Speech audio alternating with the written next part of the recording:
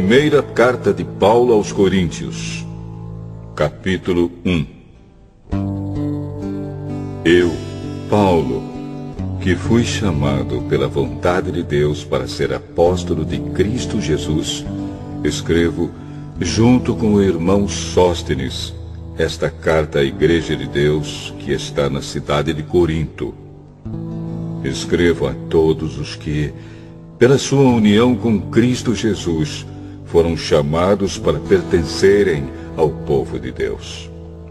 Esta carta é também para aqueles que em todos os lugares adoram o nosso Senhor Jesus Cristo, Senhor deles e nosso. Que a graça e a paz de Deus, o nosso Pai, e do Senhor Jesus Cristo estejam com vocês. Eu sempre agradeço ao meu Deus por causa da graça que Ele tem dado a vocês por meio de Cristo Jesus.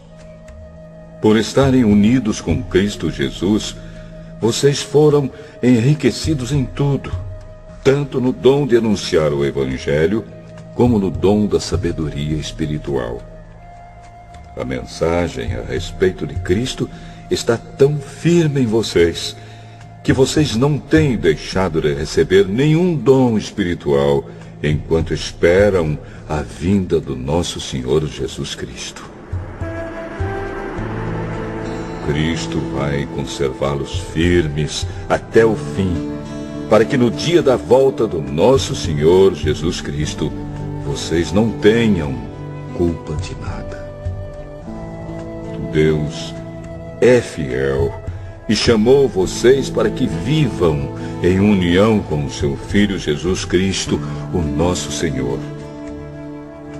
Irmãos, peço pela autoridade do nosso Senhor Jesus Cristo que vocês estejam de acordo no que dizem e que não haja divisões entre vocês.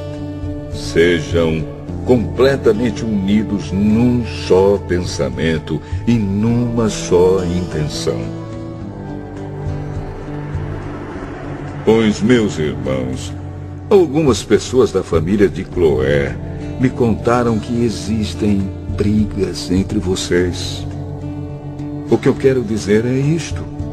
Cada um de vocês diz uma coisa diferente. Um diz, eu sou de Paulo.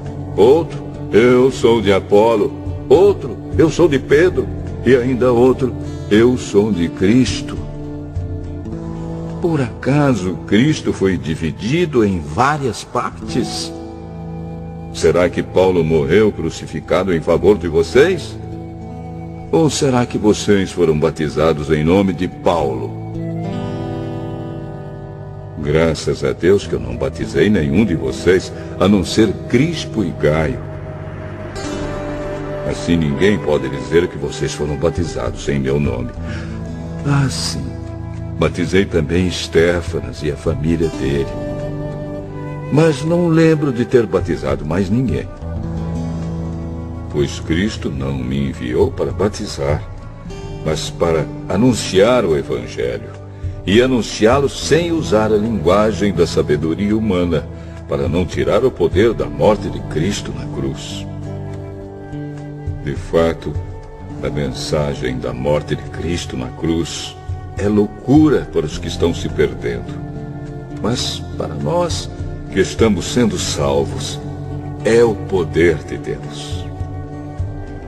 Pois as Escrituras Sagradas dizem, destruirei a sabedoria dos sábios e acabarei com o conhecimento dos instruídos. Então, o que poderão dizer os sábios e os instruídos? O que vão dizer os grandes oradores deste mundo? Deus tem mostrado que a sabedoria deste mundo é loucura. Pois Deus, na sua sabedoria, não deixou que os seres humanos o conhecessem por meio da sabedoria deles. Pelo contrário, resolveu salvar aqueles que creem, e fez isso por meio da mensagem que anunciamos, a qual é chamada de louca. Os judeus pedem milagres como prova, e os não-judeus procuram a sabedoria. Mas nós anunciamos o Cristo crucificado. Uma mensagem que para os judeus é ofensa e para os não-judeus é loucura. Mas para aqueles que Deus tem chamado, tanto judeus como não-judeus, Cristo é o poder de Deus e a sabedoria de Deus. Pois aquilo que parece ser a loucura de Deus é mais sábio do que a sabedoria humana. E aquilo que parece ser a fraqueza de Deus é mais forte do que a força humana. Agora, meus irmãos, lembrem do que vocês eram quando Deus os chamou. Do ponto de vista humano, poucos de vocês eram sábios ou poderosos ou de famílias importantes. Para envergonhar os sábios, Deus escolheu aquilo que o mundo acha que é loucura. E para envergonhar os poderosos, Ele escolheu o que o mundo acha fraco. Para destruir o que o mundo pensa que é importante, Deus escolheu aquilo que o mundo despreza, acha humilde e diz que não tem valor. Isso quer dizer que ninguém pode ficar orgulhoso, pois sabe que está sendo visto por Deus. Porém, Deus uniu vocês com Cristo Jesus e fez com que Cristo seja a nossa sabedoria. E é por meio de Cristo que somos aceitos por Deus, nos tornamos o povo de Deus e somos salvos. Portanto, como as Escrituras Sagradas dizem, quem quiser se orgulhar, que se orgulhe daquilo que o Senhor faz.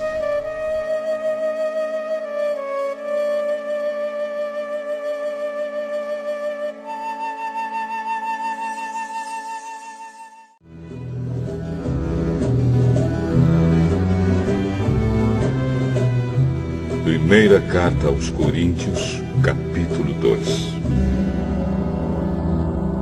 Meus irmãos, quando fui anunciar a vocês a verdade secreta de Deus, não usei muitas palavras nem grande sabedoria. Porque quando estive com vocês, resolvi esquecer tudo, a não ser Jesus Cristo e principalmente a sua morte na cruz. Quando visitei vocês, eu estava fraco e tremia de medo. O meu ensinamento e a minha mensagem não foram dados com a linguagem da sabedoria humana, mas com provas firmes do poder do Espírito de Deus. Portanto, a fé que vocês têm não se baseia na sabedoria humana, mas no poder de Deus. Porém, para os que são espiritualmente maduros, anunciamos uma mensagem de sabedoria. Mas não é de uma sabedoria deste mundo, nem a dos poderes que o governam e que estão perdendo o seu poder. A sabedoria que anunciamos é a sabedoria secreta de Deus, escondida dos seres humanos. A sabedoria que o próprio Deus, antes mesmo da criação do mundo, já havia escolhido para nossa glória. Nenhum dos poderes que agora governam o mundo conheceu essa sabedoria. Pois, se a tivessem conhecido, não teriam crucificado o glorioso Senhor. Porém, como dizem as Escrituras Sagradas, o que ninguém nunca viu nem ouviu, e o que jamais alguém pensou que podia acontecer, foi isso o que Deus preparou para aqueles que o amam.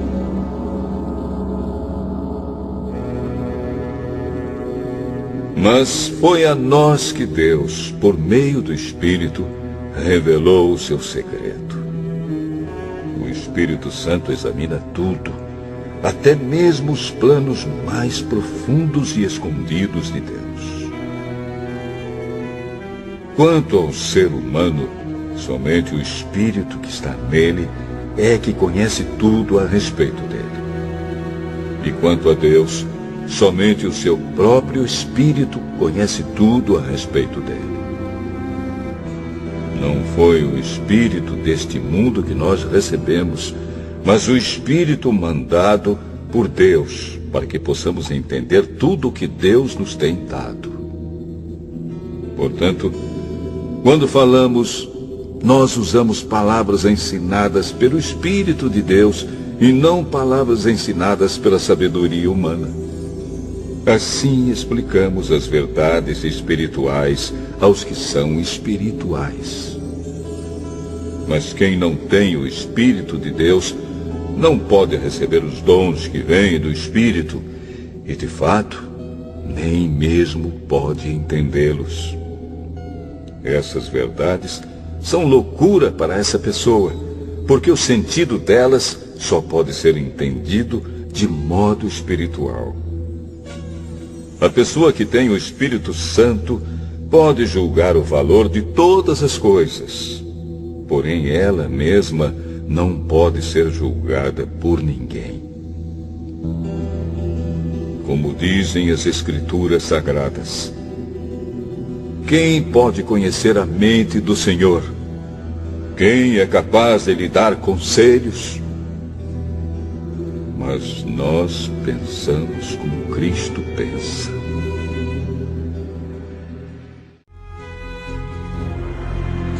Primeira carta aos Coríntios, capítulo 3.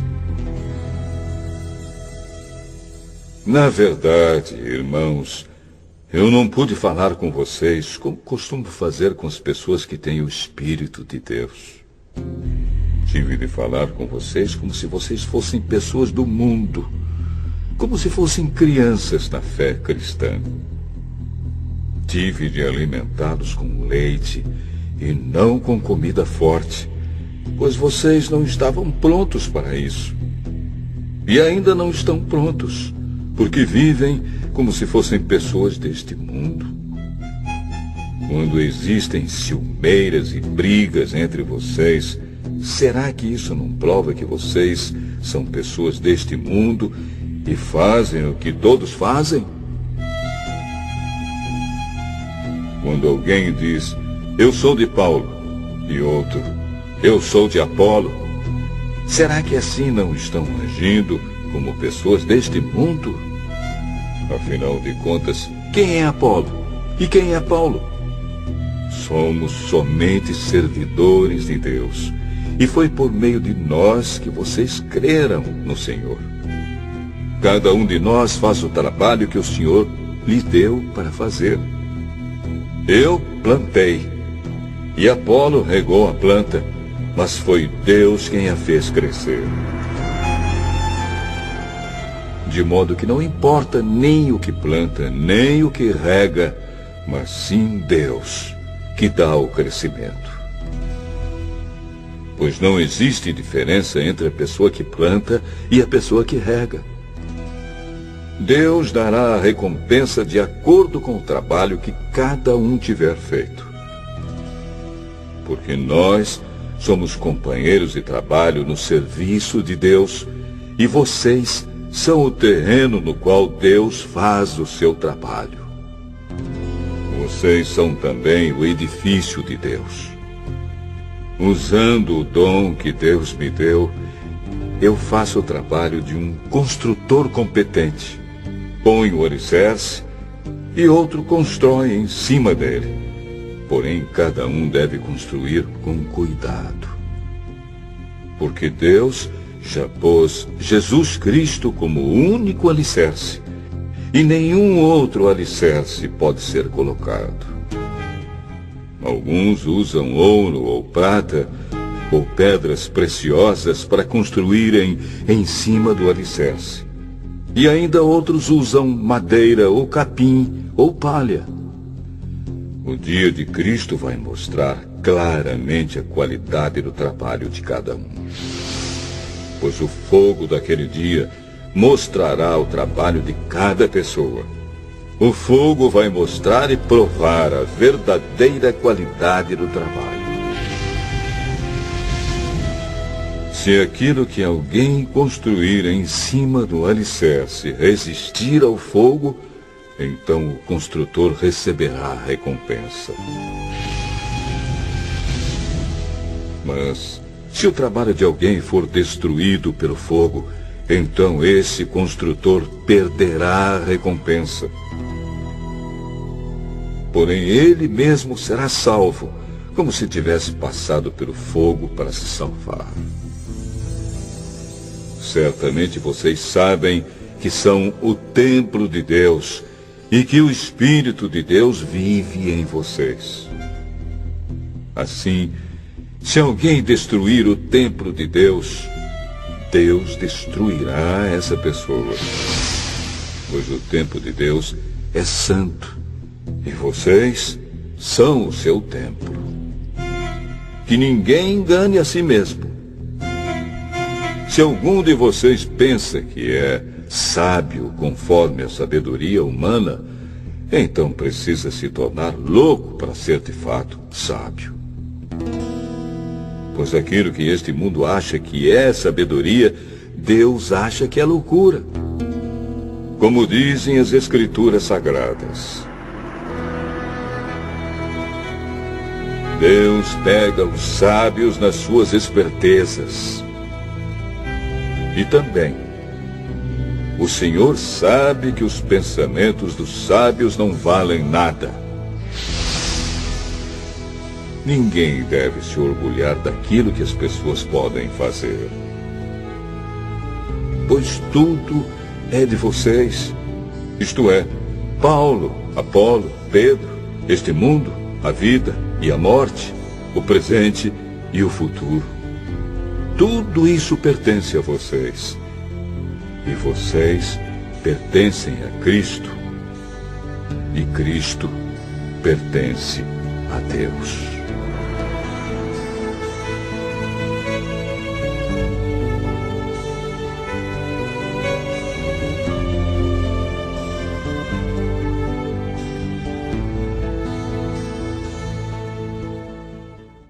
Como servidores de Cristo, que foram encarregados de administrar a realização dos planos secretos de Deus. O que se exige de quem tem essa responsabilidade é que seja fiel ao seu Senhor. Mas para mim não tem a menor importância ser julgado por vocês ou por um tribunal humano. Eu não julgo nem a mim mesmo. A minha consciência está limpa, mas isso não prova que sou, de fato, inocente. Quem me julga é o Senhor. Portanto, não julguem ninguém antes da hora. Esperem o julgamento final, quando o Senhor vier. Ele trará para a luz os segredos escondidos no escuro e mostrará as intenções que estão no coração das pessoas. Então cada um receberá de Deus os elogios que merece. Meus irmãos, é para instruir vocês que eu tenho aplicado essas lições a mim mesmo e a Apolo. Usei nós dois como um exemplo para que vocês aprendam o que quer dizer o ditado. Obedeça ao que está escrito. Ninguém deve se orgulhar de uma pessoa e desprezar outra. Quem é que fez você superior aos outros? Por acaso não foi Deus quem lhe deu tudo o que você tem? Então, por que é que você fica todo orgulhoso, como se o que você tem não fosse dado por Deus? Pelo que parece, vocês já têm tudo o que precisam. Já são ricos. Vocês já se tornaram reis e nós não. Que bom se vocês fossem reis de verdade, para que nós pudéssemos reinar junto com vocês. Porque me parece que Deus pôs a nós os apóstolos, no último lugar. Somos como as pessoas condenadas a morrer em público, como espetáculo para o mundo inteiro, tanto para os anjos como para os seres humanos. Por causa de Cristo, nós somos loucos, mas vocês são sábios por estarem unidos com Ele. Nós somos fracos e vocês são fortes. Vocês são respeitados e nós somos desprezados. Até agora temos passado fome e sede. Temos nos vestido com trapos, temos recebido bofetadas e não temos lugar certo para morar. Temos nos cansado de trabalhar para nos sustentar. Quando somos amaldiçoados, nós abençoamos. Quando somos perseguidos, aguentamos com paciência. Quando somos insultados, respondemos com palavras delicadas. Somos considerados como lixo e até agora somos tratados como a imundície deste mundo. Não estou escrevendo essas coisas para envergonhar vocês, mas para ensiná-los como se vocês fossem meus próprios filhos queridos. Mesmo que vocês tivessem milhares de mestres na fé cristã, não poderiam ter mais de um pai. Pois, quando ele vem a vocês no Evangelho, eu me tornei o pai de vocês na vida que vivem em união com Cristo Jesus. Portanto, eu peço que sigam o meu exemplo. Por isso estou enviando para vocês Timóteo, que é meu querido e fiel filho no Senhor. Ele vai ajudá-los a lembrarem dos caminhos que sigo na nova vida que tenho em união com Cristo Jesus. Caminhos esses que ensino em todas as igrejas. Alguns de vocês ficaram orgulhosos, certos de que eu não iria visitá-los. Porém, se o Senhor quiser, eu vou visitá-los logo. Então vou saber o que esses orgulhosos são capazes de fazer e não somente o que eles são capazes de dizer. Pois o reino de Deus não é coisa de palavras, mas de poder. O que é que vocês preferem? Que eu vá até vocês com um chicote ou com o coração cheio de amor e bondade? Estão dizendo que há entre vocês uma imoralidade sexual tão grande que nem mesmo os pagãos seriam capazes de praticar. Fiquei sabendo que certo homem está tendo relações com a própria madrasta. Como é que vocês podem estar tão orgulhosos? Pelo contrário, vocês deviam ficar muito tristes e expulsar do meio de vocês quem está fazendo uma coisa dessas. Quanto a mim, ainda que não esteja presente aí pessoalmente, estou com vocês em espírito. E agindo como se eu estivesse aí, já julguei, pela autoridade do nosso Senhor Jesus, o homem que está fazendo essa coisa horrível. Quando vocês se reunirem, estarei com vocês em espírito. Então, pelo poder do nosso Senhor Jesus, que estará presente conosco, entreguem esse homem a Satanás, para que o seu corpo seja destruído, mas o seu espírito seja salvo no dia do Senhor.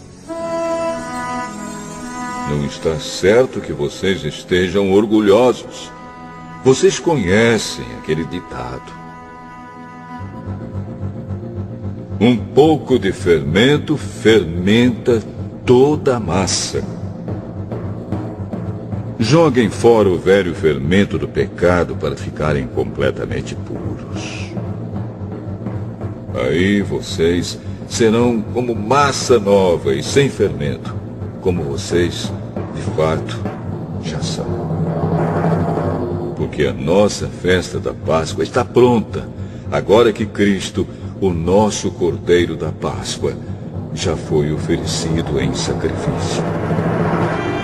Então, vamos comemorar a nossa Páscoa, não com o pão que leva fermento, o fermento velho do pecado e da imoralidade, mas com o pão sem fermento, o pão da pureza e da verdade.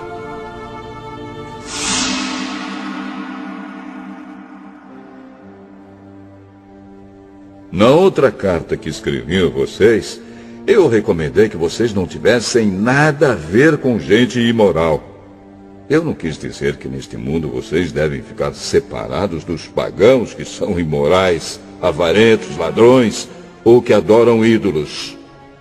Pois, para evitar essas pessoas, vocês teriam de sair deste mundo.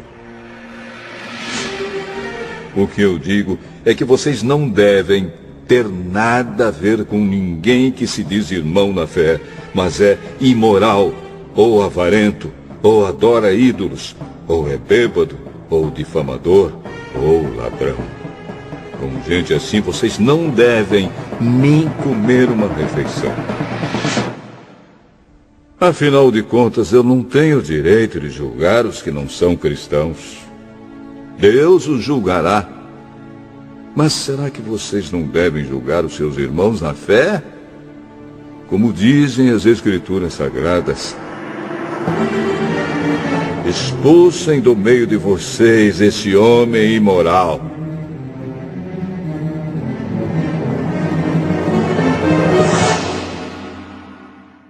Algum de vocês tem uma queixa contra um irmão na fé? Como se atreve a pedir justiça a juízes pagãos, em vez de pedir ao povo de Deus que resolva o caso? Será que vocês não sabem que o povo de Deus julgará o mundo? Então, se vocês vão julgar o mundo, será que não são capazes de julgar essas coisas pequenas? Por acaso vocês não sabem que nós julgaremos até mesmo os anjos? Muito mais, então, devemos julgar as coisas desta vida. Portanto, se surgir alguma questão dessas, será que vocês vão procurar pessoas que são desprezadas na igreja para julgarem esses casos? Que vergonha! Será que entre vocês não existe alguém com bastante sabedoria para resolver uma questão entre irmãos? É claro que existe. Mas o que acontece é que um irmão em Cristo leva ao tribunal a sua queixa contra outro irmão e deixa que juízes pagãos julguem o caso. Só o fato de existirem questões entre vocês já mostra que vocês estão falhando completamente. Não seria melhor aguentar a injustiça? Não seria melhor ficar com o prejuízo? Pelo contrário, vocês cometem injustiça e roubam e fazem isso tudo contra os seus próprios irmãos. Vocês sabem que os maus não terão parte no reino de Deus. Não se enganem, pois os imorais, os que adoram ídolos, os adúlteros, os homossexuais, os ladrões, os avarentos, os bêbados, os caluniadores e os assaltantes não terão parte no reino de Deus. Alguns de vocês eram assim, mas foram lavados do pecado, separados para pertencer a Deus e aceitos por Ele, por meio do Senhor Jesus Cristo e pelo Espírito do nosso Deus. Alguém vai dizer: eu posso fazer tudo o que quero. Pode sim, mas nem tudo é bom para você. Eu poderia dizer: posso fazer qualquer coisa, mas não vou deixar que nada me escravize. Outro vai dizer: O alimento existe para o estômago, e o estômago existe para o alimento. Sim, mas Deus acabará com os dois. O nosso corpo não existe para praticar a imoralidade, mas para servir o Senhor. E o Senhor cuida do nosso corpo. Pelo seu poder, Deus ressuscitou o Senhor e também nos ressuscitará. Será que vocês não sabem que o corpo de vocês faz parte do corpo de Cristo? Será que eu vou pegar uma parte do corpo de Cristo e fazer com que ela seja parte do corpo de uma prostituta? É claro que não. Ou será que vocês não sabem que o homem que se une com uma prostituta se torna uma só pessoa com ela? As Escrituras Sagradas afirmam: os dois se tornam uma só pessoa. Porém, quem se une com o Senhor se torna espiritualmente uma só pessoa com Ele. Fujam da imoralidade sexual. Qualquer outro pecado que alguém comete não afeta o corpo, mas a pessoa que comete imoralidade sexual peca contra o seu próprio corpo. Será que vocês não sabem que o corpo de vocês é o templo do Espírito Santo que vive em vocês e lhes foi dado por Deus? Vocês não pertencem a vocês mesmos, mas a Deus, pois Ele os comprou e pagou o preço. Portanto, usem o seu corpo para a glória dele.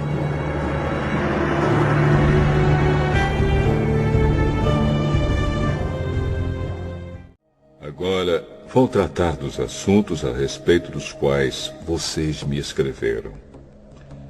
Vocês dizem que o homem faz bem em não casar. Mas eu digo, já que existe tanta imoralidade sexual, cada homem deve ter a sua própria esposa e cada mulher o seu próprio marido. O homem deve cumprir o seu dever como marido, e a mulher também deve cumprir o seu dever como esposa. A esposa não manda no seu próprio corpo. Quem manda é o seu marido. Assim também o marido não manda no seu próprio corpo. Quem manda é a sua esposa. Que os dois não se neguem um ao outro, a não ser que concordem em não ter relações por algum tempo, a fim de se dedicar à oração. Mas depois devem voltar a ter relações, a fim de não caírem nas tentações de Satanás, por não poderem se dominar. Não digo isso como uma ordem, mas como uma sugestão. Realmente, eu gostaria que todos fossem como eu. Porém, cada um tem o dom que Deus lhe deu. Um tem este dom e outro aquele. Aos solteiros e às viúvas eu digo que seria melhor para eles ficarem sem casar, como eu. Mas, se vocês não podem dominar o desejo sexual, então casem, pois é melhor casar do que ficar queimando de desejo. Para os que já estão casados, tem um mandamento que não é meu, mas do Senhor, que a mulher não se separe do seu marido. Porém, se ela se separar, que não case de novo, ou então que faça as pazes com o marido, e que o homem não se divorcie da sua esposa. Aos outros digo eu mesmo, e não o Senhor. Se um homem cristão é casado com uma mulher que não é cristã, e ela concorda em continuar vivendo com ele, que ele não se divorcie dela. E se uma mulher cristã é casada com um homem que não é cristão, e ele concorda em continuar vivendo com ela, que ela não se divorcie dele.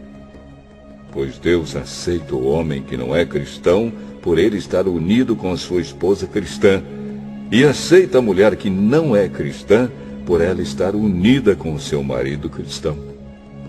Se não fosse assim, os filhos deles não pertenceriam a Deus.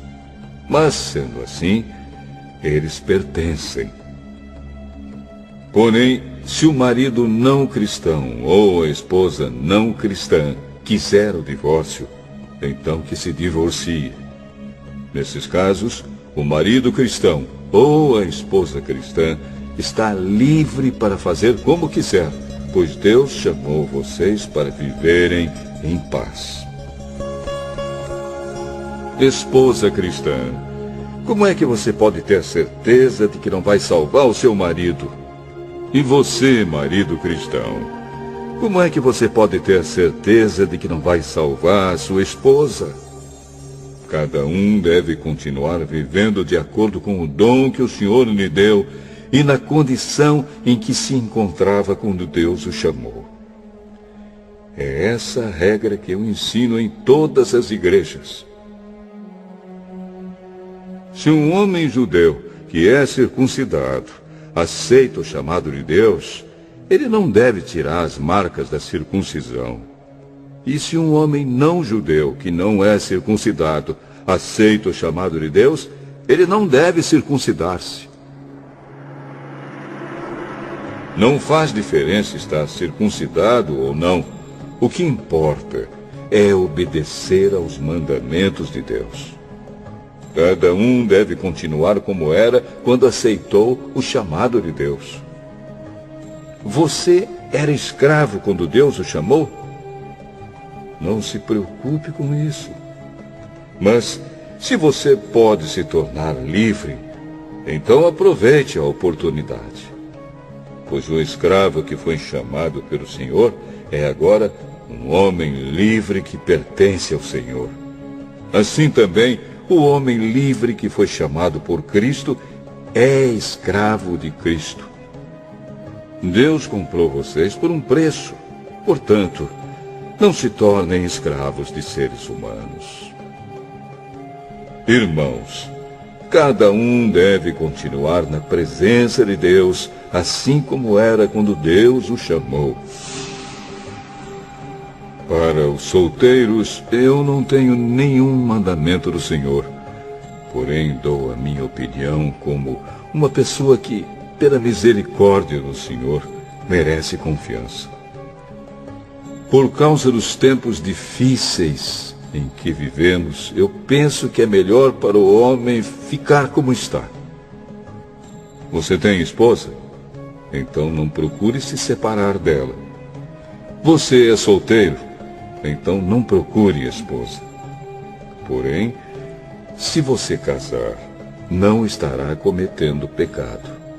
E se uma moça solteira casar, também não estará cometendo pecado. Mas eu gostaria de poupar vocês dos problemas de cada dia que terão na vida de casados. Irmãos, o que eu quero dizer é isto. Não nos resta muito tempo. E daqui em diante os casados devem viver como se não tivessem casado. Os que choram, como se não estivessem chorando. Os que estão rindo, como se não estivessem rindo. Os que compram, como se não fosse deles aquilo que compraram. Os que tratam das coisas deste mundo, como se não estivessem ocupados com elas. Pois este mundo, como está agora, não vai durar muito. Eu quero livrá-los de preocupações. O solteiro se interessa pelas coisas do Senhor porque quer agradá-lo. Mas o homem casado se interessa pelas coisas deste mundo porque quer agradar a sua esposa. E por isso é puxado por duas direções diferentes. Quanto às mulheres, tanto as viúvas quanto as solteiras, elas estão interessadas nas coisas do Senhor porque querem se dedicar de corpo e alma a Ele. Mas a mulher casada se interessa pelas coisas deste mundo porque quer agradar o marido. Eu estou dizendo isso porque quero ajudá-los. Não estou querendo obrigar ninguém a nada. Pelo contrário, quero que façam o que é direito e certo e que se entreguem ao serviço do Senhor com toda a dedicação. Aos que ficaram noivos, mas resolveram não casar mais, eu digo o seguinte: se o rapaz sente que assim não está agindo certo com a sua noiva e acha que a sua paixão por ela ainda é muito forte e que devem casar, então que casem. Não existe pecado nisso. Mas se, pelo contrário, o rapaz não se sente na obrigação de casar, se está mesmo resolvido a ficar solteiro e se é capaz de dominar a sua vontade e já resolveu o que deve fazer, então faz bem em não casar com a moça. Assim, quem casa faz bem, mas quem não casa faz melhor ainda. A mulher não está livre enquanto seu marido estiver vivo. Caso o marido morra, ela fica livre para casar com quem quiser, contanto que case com um cristão. Porém, ela será mais feliz se ficar como está. Essa é a minha opinião. Eu acho que também tenho o Espírito de Deus.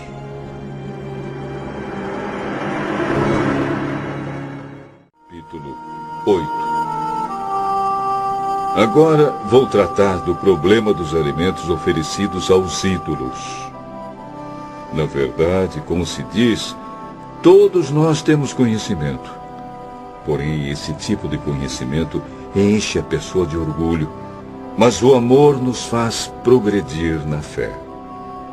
A pessoa que pensa que sabe alguma coisa ainda não tem a sabedoria que precisa.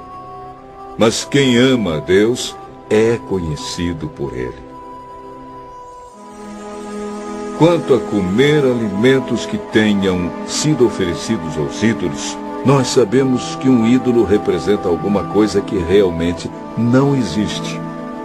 E sabemos que existe somente um Deus. Pois existem os que são chamados de deuses, tanto no céu como na terra, como também existem muitos deuses e muitos senhores. Porém, para nós, existe somente um Deus, o Pai e Criador de todas as coisas, para quem nós vivemos. E existe somente um Senhor, que é Jesus Cristo, por meio de quem todas as coisas foram criadas e por meio de quem nós existimos. Mas nem todos conhecem essa verdade. Existem pessoas tão acostumadas com os ídolos que até agora comem desses alimentos pensando que eles pertencem aos ídolos. A consciência dessas pessoas é fraca e por isso elas se sentem impuras quando comem desses alimentos. Não é esta ou aquela comida que vai fazer com que Deus nos aceite. Nós não perderemos nada se não comermos e não ganharemos nada se comermos desse alimento. Mas tenham cuidado para que essa liberdade de vocês não faça com que os fracos na fé caiam em pecado. Porque se uma pessoa que tem a consciência fraca neste assunto vir você, que tem conhecimento, comendo alimentos do templo de um ídolo, será que essa pessoa não vai querer também comer alimentos oferecidos aos ídolos? Assim, este cristão fraco, este seu irmão por quem Cristo morreu, vai se perder por causa do conhecimento que você tem. Desse modo, pecando contra o seu irmão e ferindo a consciência dele, você estará pecando contra Cristo. Portanto, se o alimento faz com que o meu irmão peque, nunca mais vou comer carne, a fim de que eu não seja a causa do pecado. Primeira carta aos Coríntios, capítulo 9. será que eu não sou um homem livre? Por acaso não sou um apóstolo? Será que eu não vi Jesus, o nosso Senhor? Por acaso vocês não são o resultado do trabalho que faço para o Senhor? Mesmo que outros não me aceitem como apóstolo, vocês me aceitam. Vocês mesmos, pelo fato de estarem unidos com o Senhor, são a prova de que sou um apóstolo. Quando as pessoas me criticam, eu me defendo, dizendo assim: será que eu não tenho o direito de receber comida e bebida pelo meu trabalho?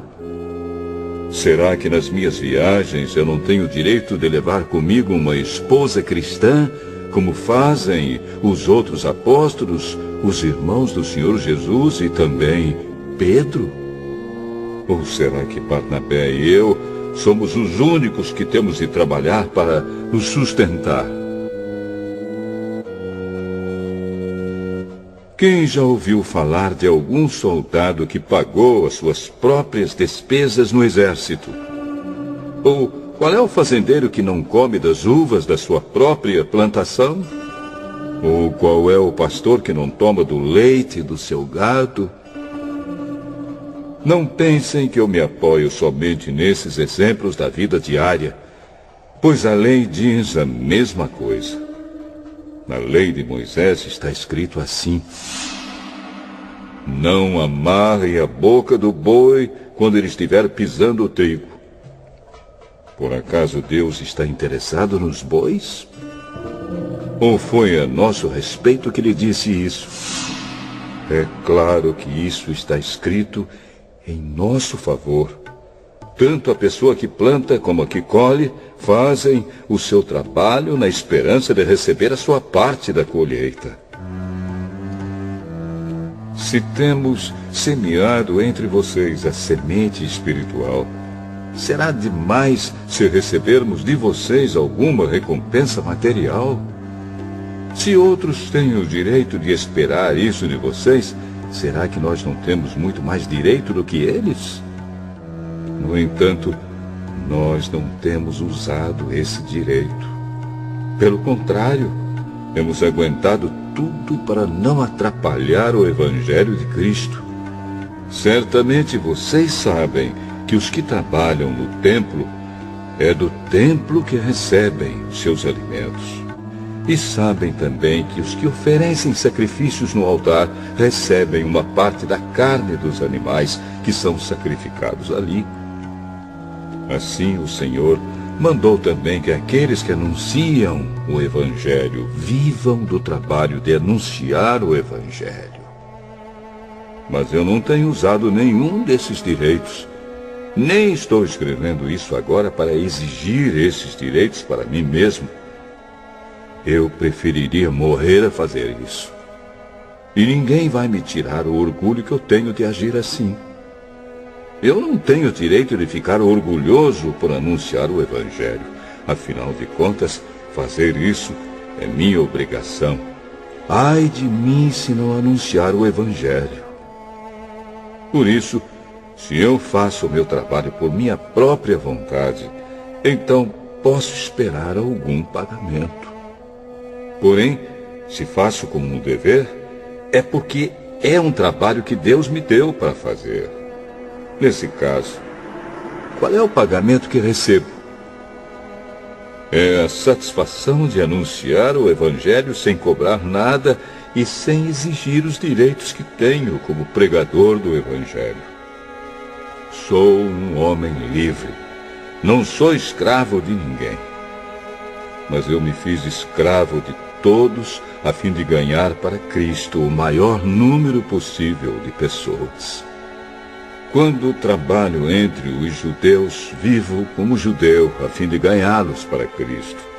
Não estou debaixo da lei de Moisés, mas quando trabalho entre os judeus, vivo como se estivesse debaixo dessa lei para ganhar os judeus para Cristo.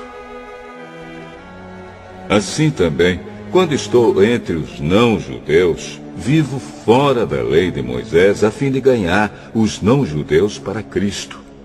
Isso não quer dizer que eu não obedeço à lei de Deus, pois estou, de fato, debaixo da lei de Cristo.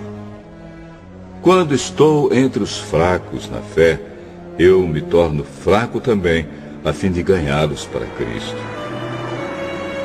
Assim, eu me torno tudo para todos, a fim de poder, de qualquer maneira possível, salvar alguns. Faço tudo isso por causa do Evangelho, a fim de tomar parte nas suas bênçãos. Vocês sabem que numa corrida, embora todos os corredores tomem parte, somente um ganha o prêmio. Portanto, corram de tal maneira que ganhem o prêmio. Todo atleta que está treinando aguenta exercícios duros porque quer receber uma coroa de folhas de louro, uma coroa que, aliás, não dura muito. Mas nós queremos receber uma coroa que dura para sempre. Por isso corro direto para a linha final. Também sou como um lutador de boxe que não perde nenhum golpe. Eu trato o meu corpo duramente e o obrigo a ser completamente controlado para que, depois de ter chamado outros para entrarem na luta, eu mesmo não venha a ser eliminado dela.